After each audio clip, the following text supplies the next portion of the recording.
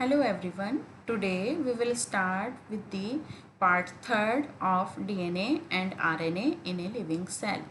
Students, in the last lecture, that is the part 2nd, we studied how the DNA double helix wrap around the histone protein अर्थात जब DNA double helix histone 8 histone protein के चारों तरफ rap होता है तो एक nucleosome unit बनाता है।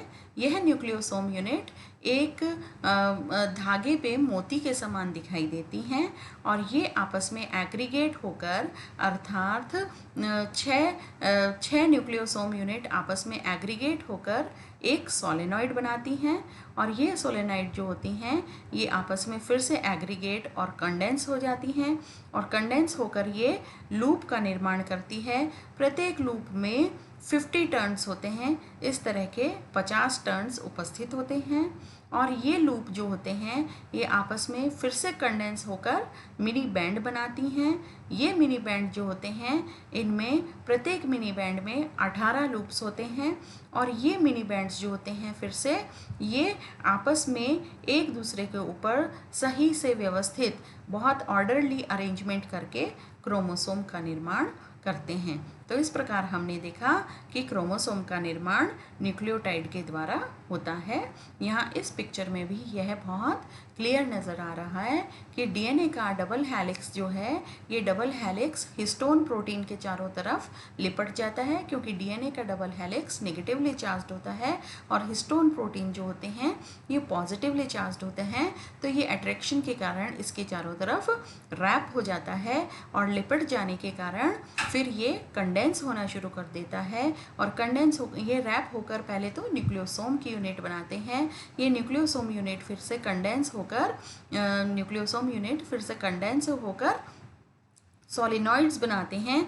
ये सोलेनॉइड्स फिर से कंडेंस होकर लूप्स बनाते हैं। ये लूप्स कंडेंस होकर एक दूसरे के ऊपर फिर से जम जाते हैं और एक ऑर्डरली इनका अरेंजमेंट होता है और ऑर्डरली अरेंजमेंट होने के बाद लूप्स जो होते हैं ये क्रोमोसोम्स का निर्माण करते हैं। तो इस प्रकार से क्रोमोसोम्स का निर्माण हो जाता है और ये क्रोमोसोम्स जो होते हैं इनका माइक्रोग्राफ जो है वो हमें कुछ इस तरह से दिखाई देता है। ये क्रोमोसोम्स हैं, इनका एक हिस्सा छोटा होता है और दूसरा हिस्सा बड़ा होता है।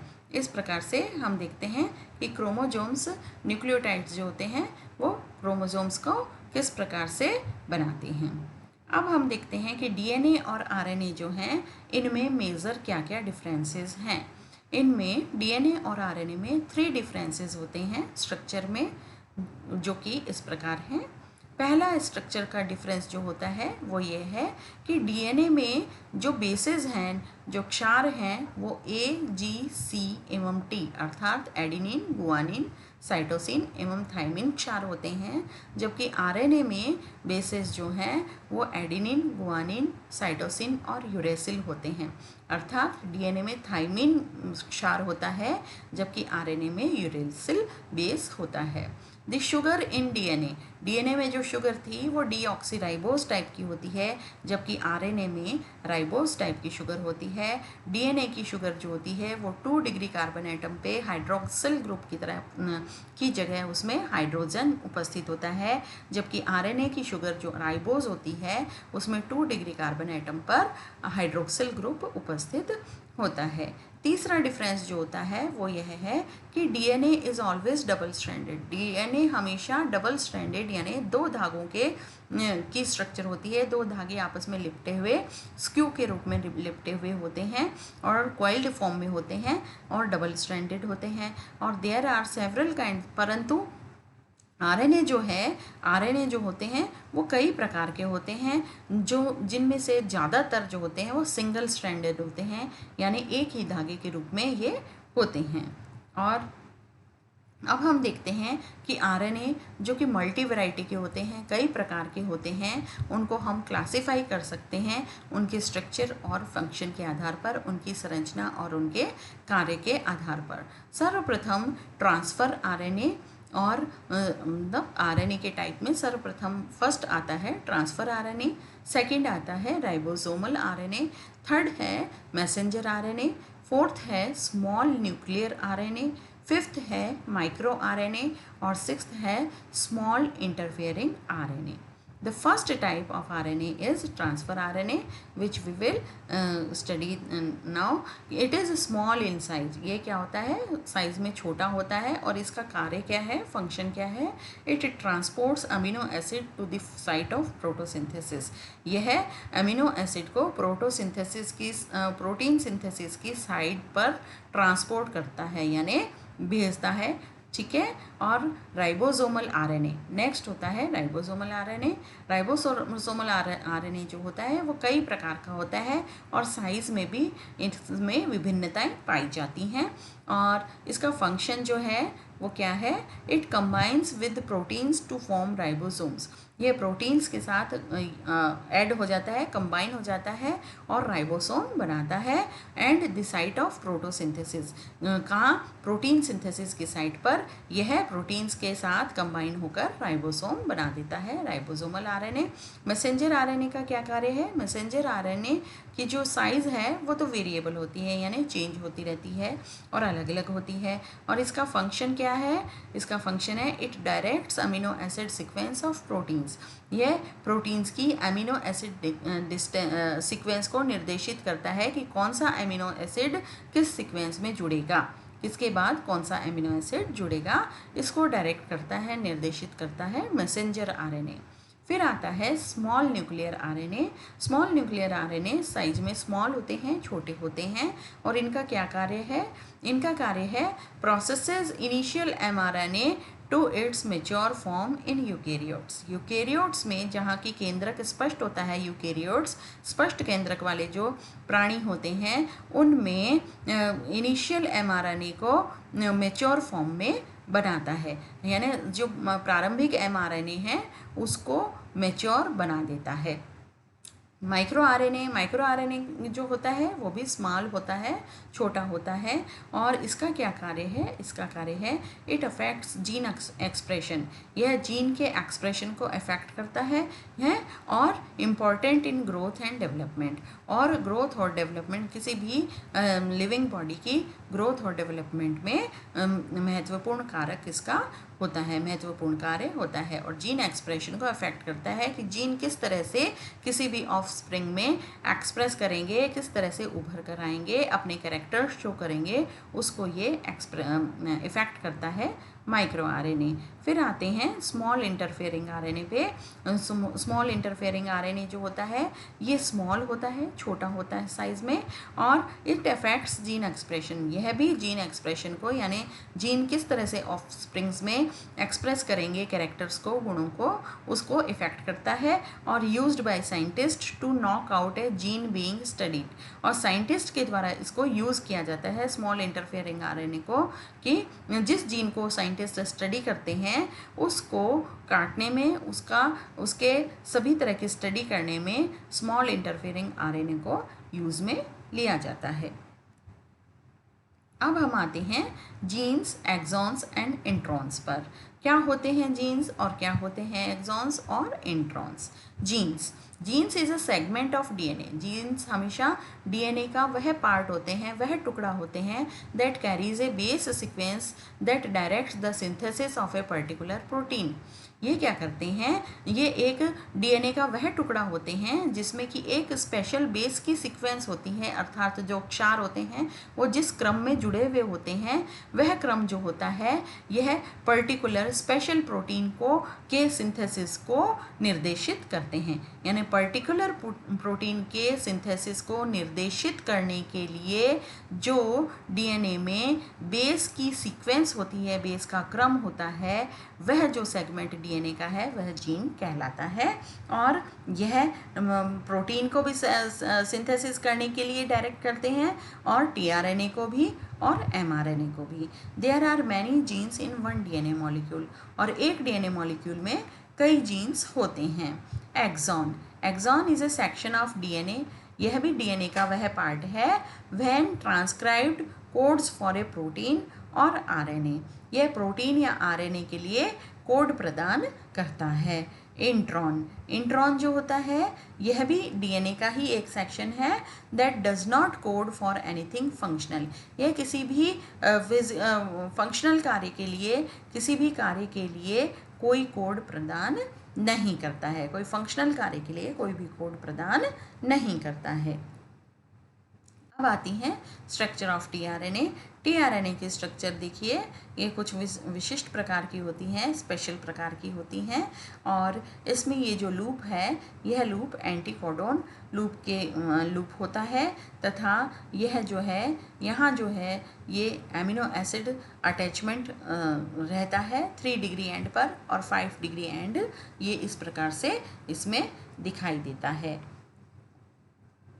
और इसकी एक और स्ट्रक्चर ये इस प्रकार से हमें दिखाई देती है। ये 5 डिग्री टर्मिनस है, ये 3 डैश टर्मिनस है, 5 डैश एंड 3 डैश टर्मिनस। अब हम आते हैं रेप्लिकेशन ऑफ डीएनए पर। The DNA in the chromosomes carries out 2 function. Chromosomes पर जो डीएनए है, के अंदर डीएनए है, वो 2 कार्य करता है। एक तो रेप्लिकेशन का कार्य करता है। रेप्लिकेशन यानी खुद को बनाने का काम, खुद रिप्रोड्यूस, खुद के जैसा ही एक और डीएनए बनाने का काम। इट रिप्रोड्यूसेस इटसेल्फ, खुद को ही बनाता है। This process is called replication, खुद के जैसी कॉपी बनाता है।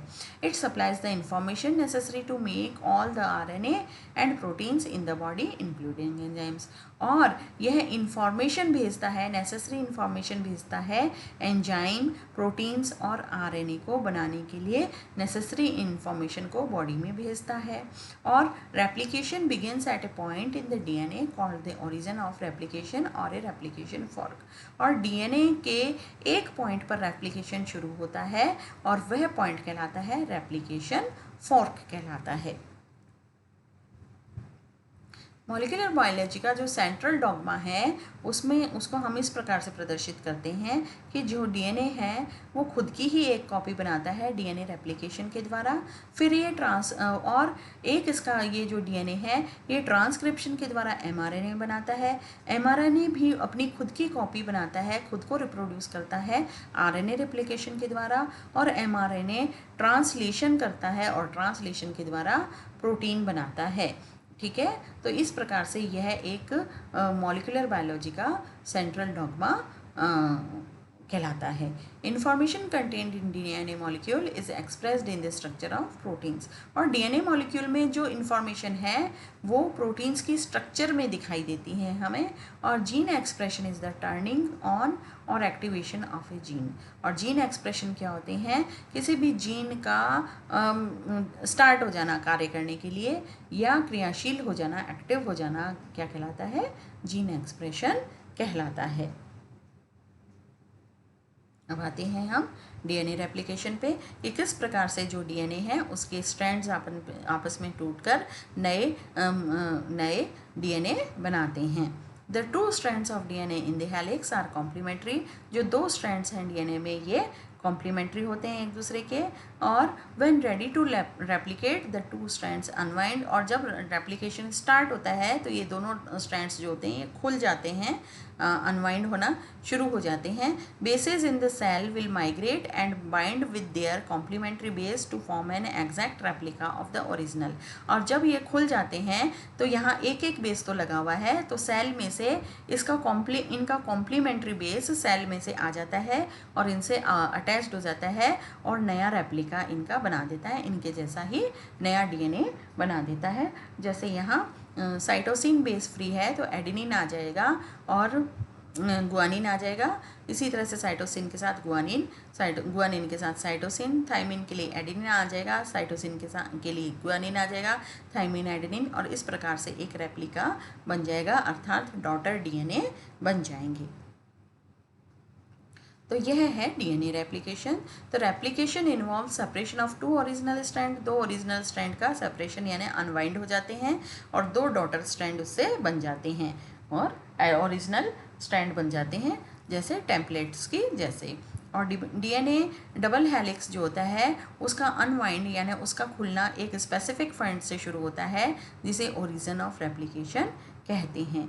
Polynucleotide chains are synthesized in both direction from the origin of replication, that is DNA replication is bye directional.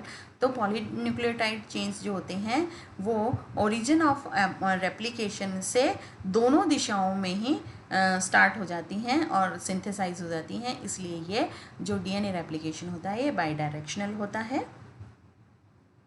DNA replication जो है तो इसमें डबल हेलिक्स जो होता है इसमें अनवाइंड हो जाता है, और अनवाइंड प्रोटीन जो होते हैं वो हेलिकेजेस होते हैं जो कि डीएनए से अटैच हो जाते हैं, डीएनए स्ट्रैंड से अटैच हो जाते हैं और डबल हेलिक्स का सेपरेशन करते हैं। तो यह प्रोसेस जो होता है ये डीएनए रेप्लिकेशन कहलाता है। आते हैं ट्रांसक्रिप्शन पे। ट्रांसक्रिप्शन में डीएनए से एमआरएनए बनता है।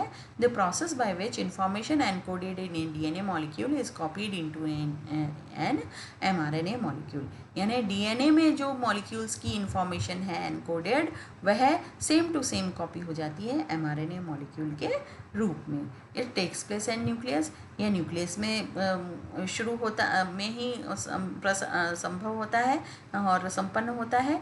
Transcription starts when DNA double helix begins to unwind near the gene to be transcribed. जो जीन को ट्रांसक्राइब होना होता है उसके पास ही ट्रांसक्रिप्शन भी शुरू होता है। Only one strand of DNA is transcribed, और डीएनए का एक स्ट्रैंड ट्रांसक्राइब होता है, और ribonucleotides assemble along the unwound DNA stand in a complementary sequence। और राइबोन्यूक्लियोटाइड्स जो होते हैं वो क्या करते हैं, अनवाउंड डीएनए स्ट्रैंड के पास कॉम्प्लीमेंट्री सीक्वेंस में असेंबल इकट्ठे हो जाते हैं, और enzymes called polymerases catalyse transcription. और कौन से एंजाइम ट्रांसक्रिप्शन को कैटेलाइज करते हैं, पॉलीमरेजेस एंजाइम्स जो है वो ट्रांसक्रिप्शन को कैटेलाइज करते हैं। तो ट्रांसक्रिप्शन इज़ द प्रोसेस, इसमें इंफॉर्मेशन होती है एक डीएनए स्ट्रैंड की, वो ट्रांसक्राइब दूसरे स्ट्रैंड आरएनए के स्ट्रैंड में ट्रांसक्राइब हो जाती है, and the termination site is the locus of termination of transcription. और जो टर्मिनेशन साइट होती है वही ट्रांसक्रिप्शन की लोकस होती है। तो इस प्रकार से हम हमारा लेक्चर यहीं समाप्त करते हैं। धन्यवाद।